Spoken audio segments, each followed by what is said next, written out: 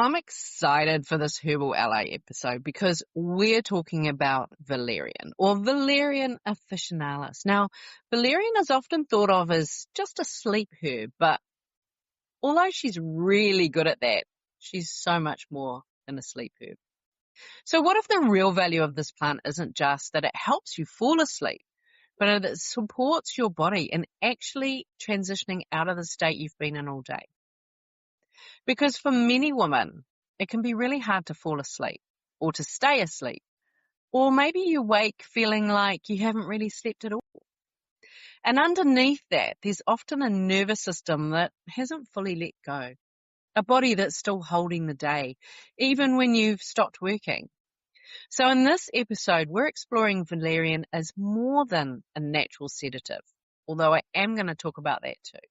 We look at how it works in your body, how it supports both your mind and your physical body to unwind, and why it can be such a powerful ally for sleep when your system feels wired but tired. We're also touching on the nuance, why Valerian doesn't feel exactly the same for everyone, and how to work with it in a way that feels aligned with your body. And then we're going to take it one step further into what this means for your clarity, your emotional steadiness, and the way you show up in your work and leadership.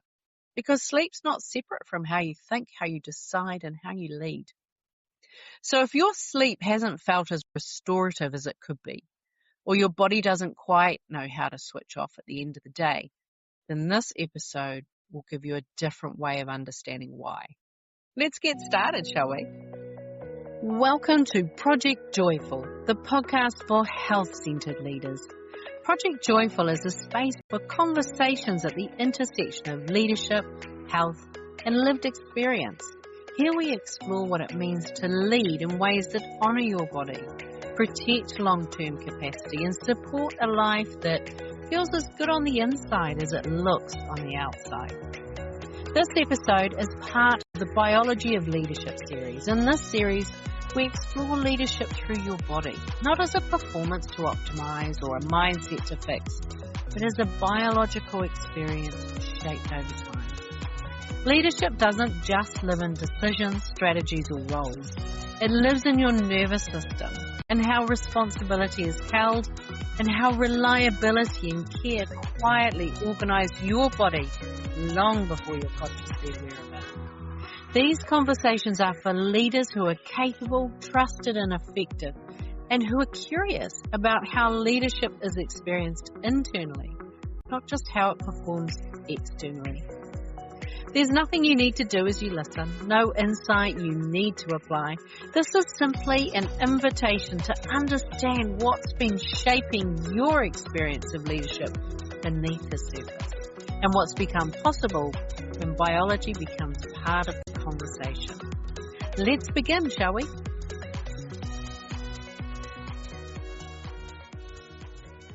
Valerian's often spoke about as a sleep herb, and she is an amazing sleep herb. But she also does so much more than that.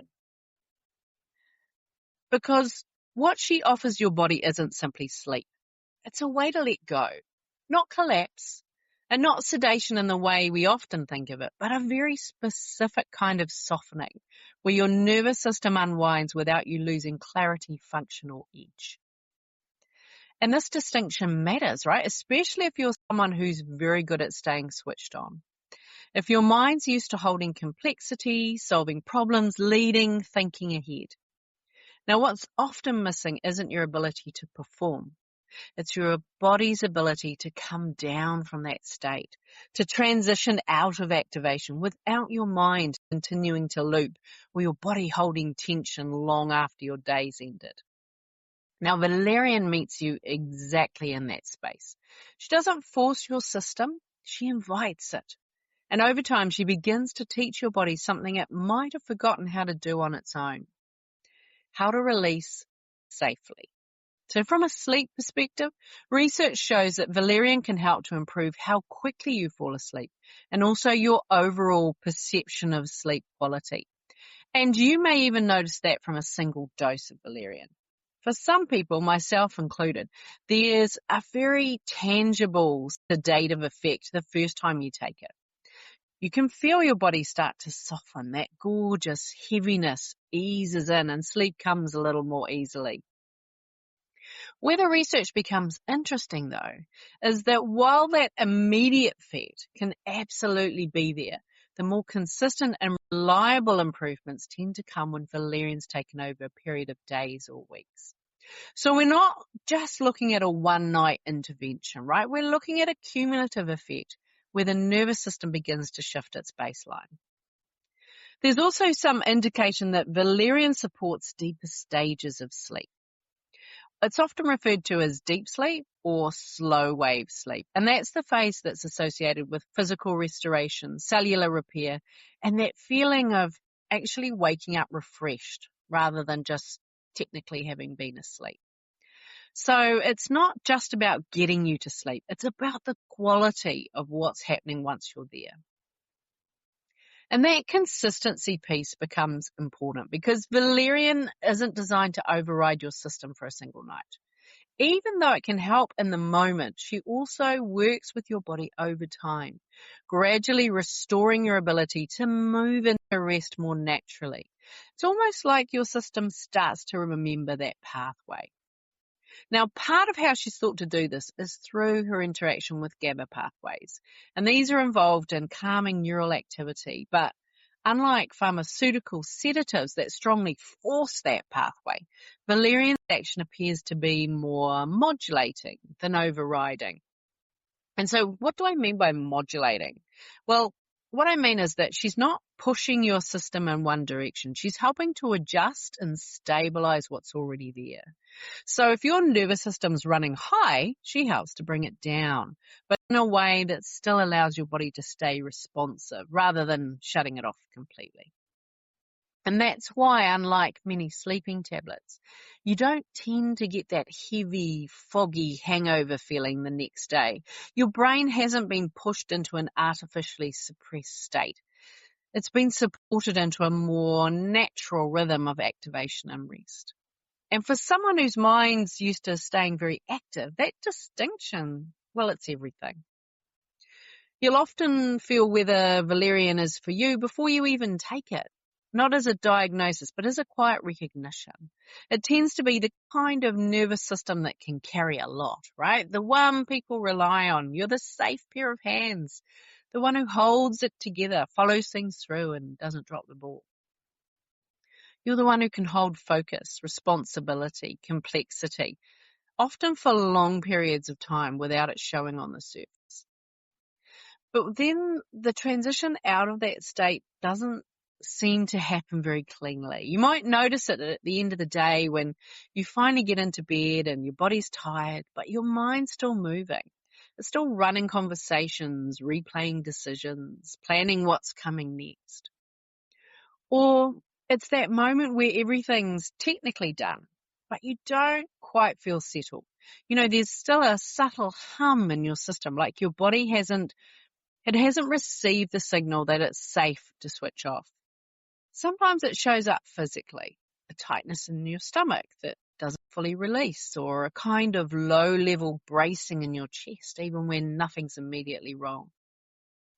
And from the outside, none of this looks like a problem because you're still functioning, you're still leading, you're still showing up at a very high level. But internally, your system hasn't completed the cycle. It's stayed just slightly activated, and over time, that becomes your baseline. And this is where valerian tends to meet you. Not because something's wrong, but because your body's become very, very good at staying on. And it just needs support remembering how to come back down.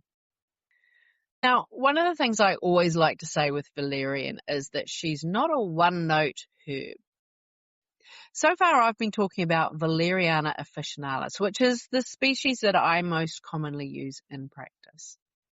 Now, for many people, there's that immediate sense of softening. The body drops, the mind quiets, sleep comes more easily. But for some people, the experience can feel a little different. Occasionally, valerian can feel almost hyper, not dramatically so, but enough that instead of softening, your system feels a little more switched on.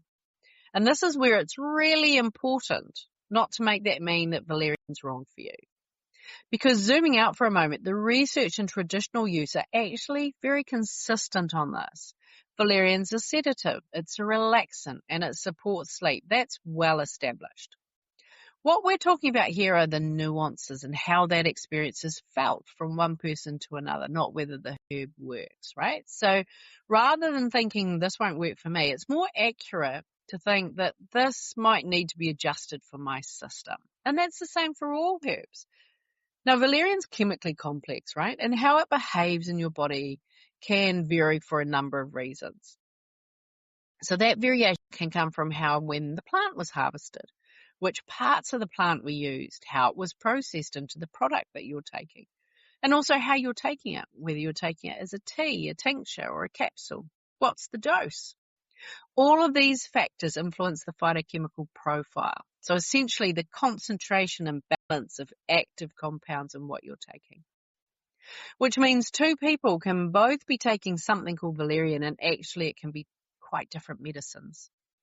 And there's also some evidence that different species of valerian behave differently. So one study comparing species showed variations in sleep patterns, including differences in how often the participants briefly woke during the night and changes in their REM sleep.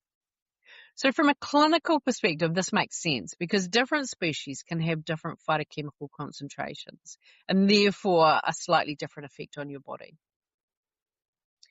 You'll sometimes hear of Valeriana edulis, commonly known as Mexican valerian, being used in practice. And this is particularly good for people who find Valeriana officinalis a little too stimulating. And this is where I see my role as your herbalist, because it's not just to give you a herb for a symptom. It's to help you connect with the plant that your body's actually already searching for. Because herbal medicine isn't about forcing a uniform response. It's about working with your body's individuality and finding the right match, the right preparation, the right dose, so that your system feels supported rather than pushed. And sleep's not a luxury. It's not something that your body can deprioritize without consequence. It's one of the core biological processes that underpins your health, your cognitive function, your emotional regulation, and how your body sustains itself over time. And it also shows up in how you're being as a leader and how you're interacting with your colleagues and your team. So every night your brain's actively processing information, consolidating memory, regulating emotional responses, and clearing metabolic waste so that your thinking is sharper and more efficient the next day. While at the same time your body's repairing, restoring, and recalibrating your nervous system. So when sleep's disrupted, even slightly, it doesn't just stay contained to the night. It carries forward into how you think, how you respond, and how you lead. You might notice it as decisions taking longer than you feel they should, or they feel less clean. You might have a slightly shorter fuse, a sense that you're having to work harder to access clarity that would normally be there. Research shows that poor or fragmented sleep is associated with reduced cognitive performance, impaired memory, and lower stress resilience, which means that your ability to hold complexity and stay composed under pressure is directly affected. And that's what shows up a lot of the time when we're leading, right? And for many women, the response to that isn't to rest more. It's to compensate, to think more, to control more, to push a little harder. But what's actually happening is that your nervous system hasn't fully reset. It's still carrying activation from the day before. And this is where valerian becomes more than just a sleep support.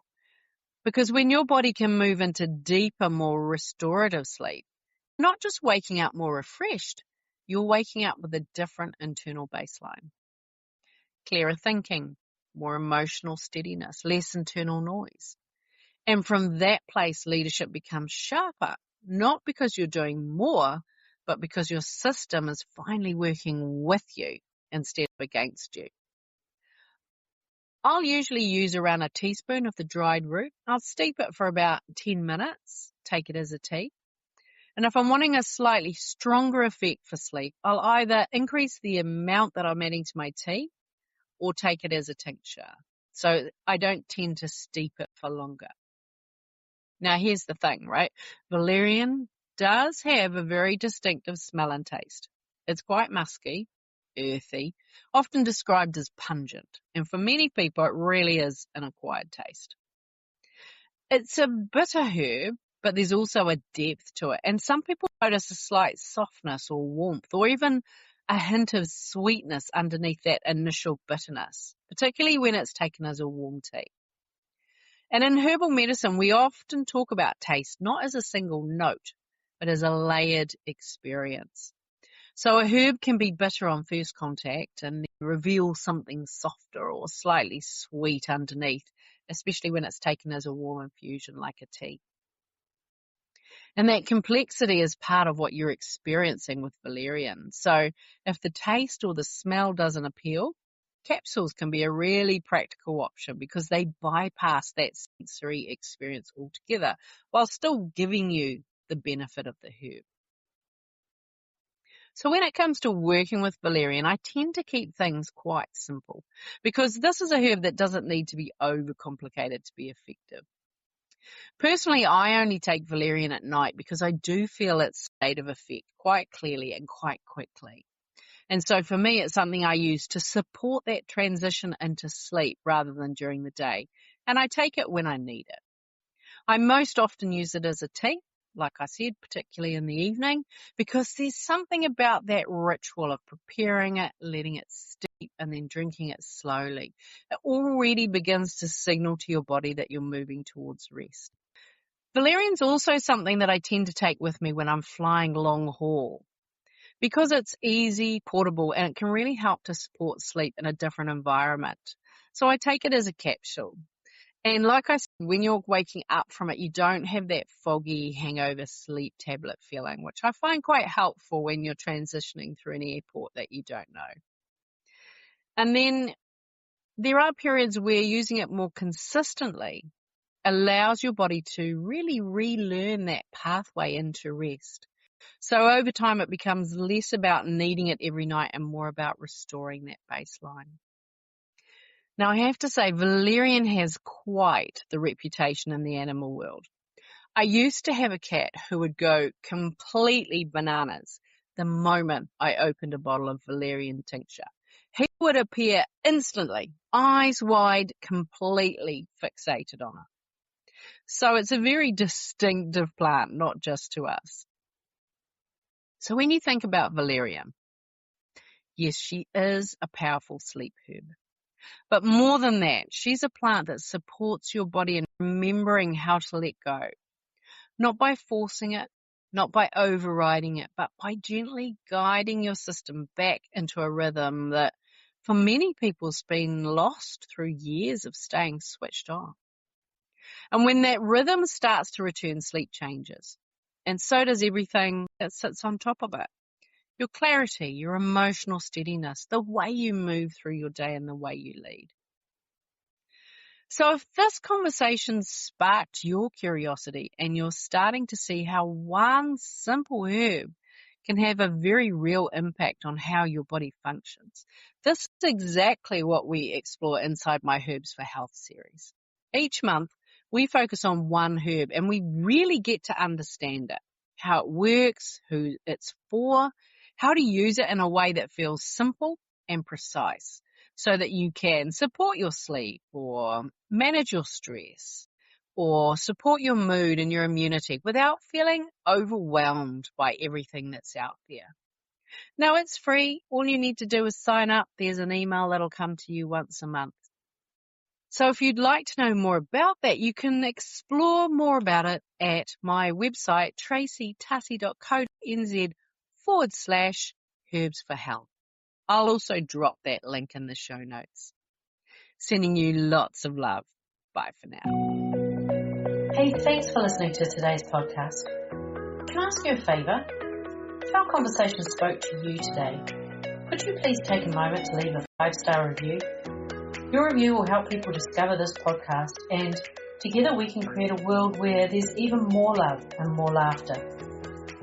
And if you want to hear more from the Project Joyful podcast, just click the subscribe button. Bye for now.